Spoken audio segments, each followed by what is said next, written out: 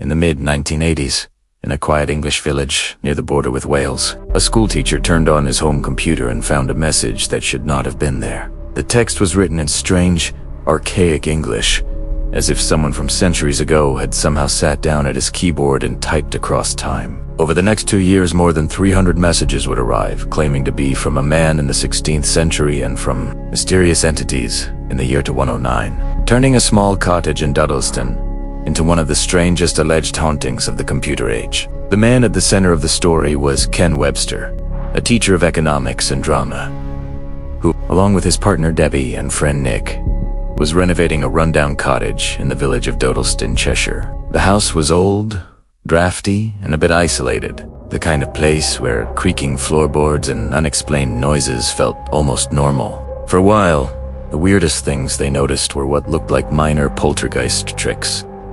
Tins of food stacked into odd towers, small items moved to impossible places, and chalk markings and strange six-toed footprints that appeared on walls and floorboards, even after being cleaned away. At that time, home computers were still a novelty, and Ken had borrowed a BBC Micro Model B, a sturdy little machine more associated with school-at labs than with ghost stories. He used it in the cottage for basic word processing, typing lesson plans and scripts for his students. In December 1984, after a late afternoon at the nearby Red Lion pub, Ken, Debbie, and Nick returned home and noticed that Nick had left the computer switched on in the kitchen. On the screen was a block of text in English, but not the English of the 1980s.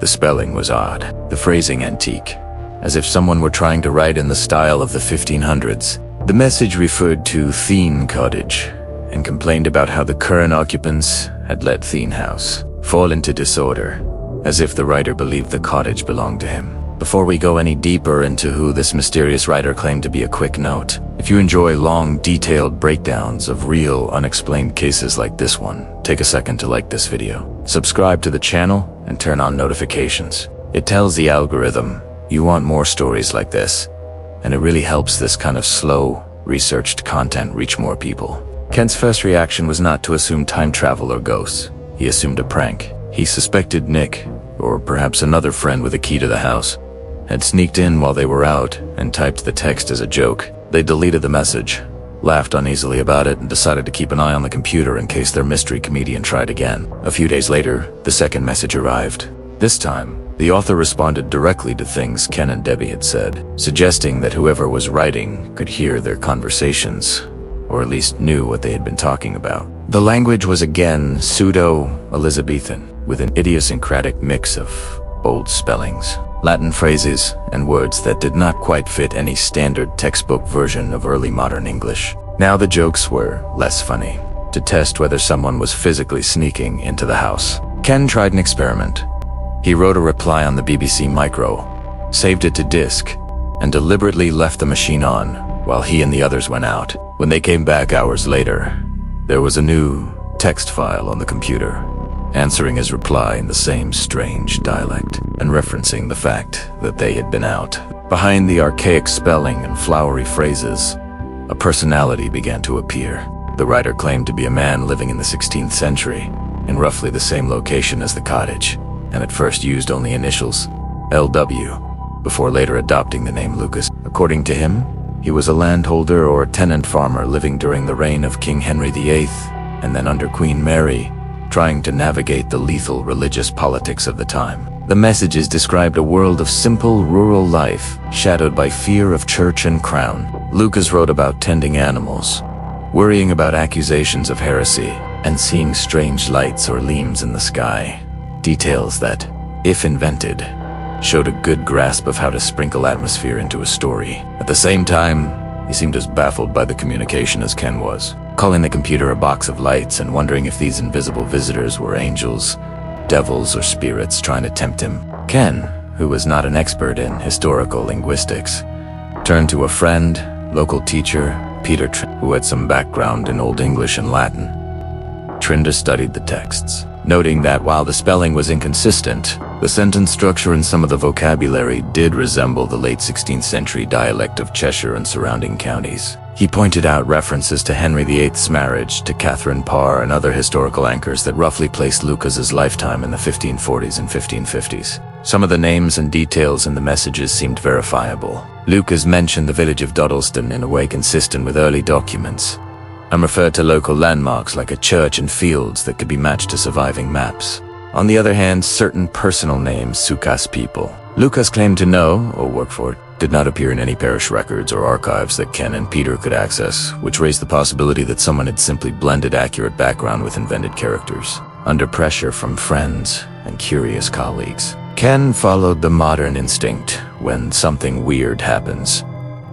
He copied and saved every message on floppy disks. Kept a diary of when they appeared, and later used this archive as the basis for his 1989 book, The Vertical Plane, which is still the main primary source for the Dodleston case. He also began to take the haunting more seriously when the poltergeist-like activity in the cottage escalated, with cans and household items stacked into elaborate balanced structures and more. 6-toed footprints appearing on walls and on the ceiling. The story might already have been strange enough, with just a two-way conversation between the 1980s and the 1500s. But at some point, a third voice entered the chat. New messages appeared on the BBC Micro written in modern English, claiming to be from a group or intelligence in the year 2109, observing both Ken and Lukas as part of some kind of time experiment. This entity, which signed its messages 2109, spoke in an oddly clipped, sometimes cryptic style. It claimed to have no physical form, to move at a speed through time, and to be able to see different eras as points on a plane, hence the title, The Vertical Plane, that Ken later gave his book. 2109 described itself as a kind of experimenter or moderator, sometimes warning Ken not to share too much personal information with Lukas, and hinting that if the two times interacted too strongly, it could damage the fabric of history. Now the simple ghost story had become a tangle of alleged time communication, higher dimensional beings, and poltergeist activity. Some messages suggested that 2109 had been editing or tampering with Lukas's earlier texts,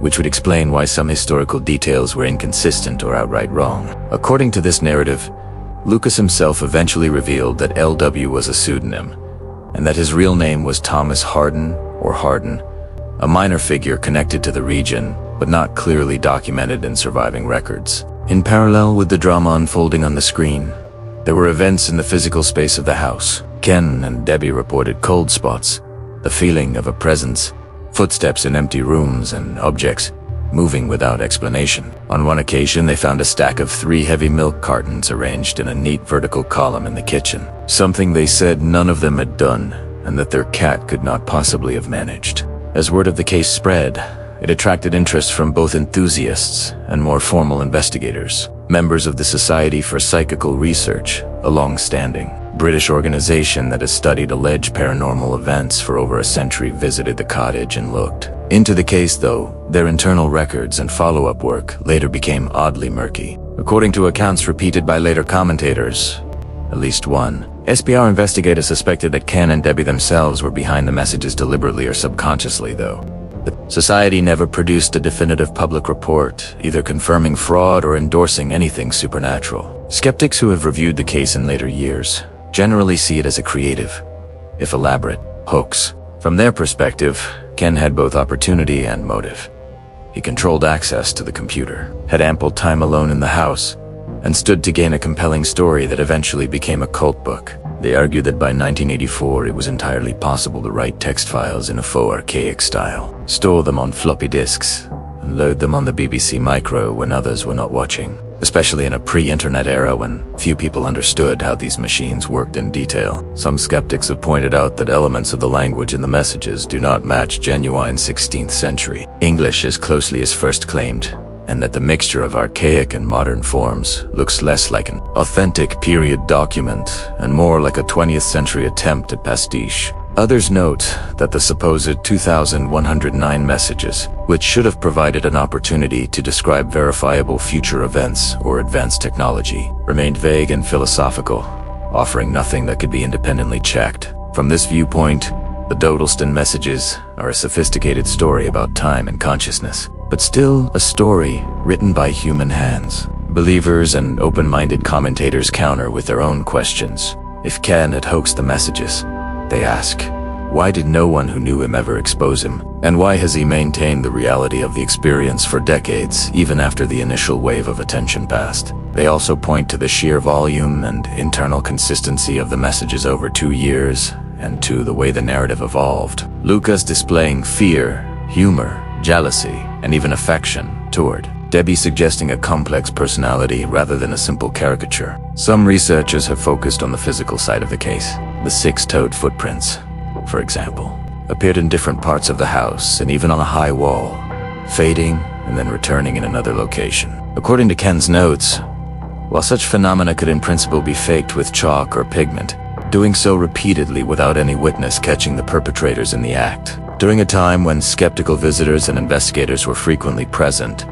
would require persistence and careful planning. Electronic anomalies themselves are not unheard of in paranormal literature. Stories of phone calls from the dead and more modern accounts of ghostly messages appearing on answering machines. Cassette tapes and even smartphones exist in the folklore of many countries. The Dodleston case is often mentioned in discussions of so-called instrumental transcommunication, a field where people try to use electronic devices as channels for voices or images from beyond, though it remains on the fringe of science.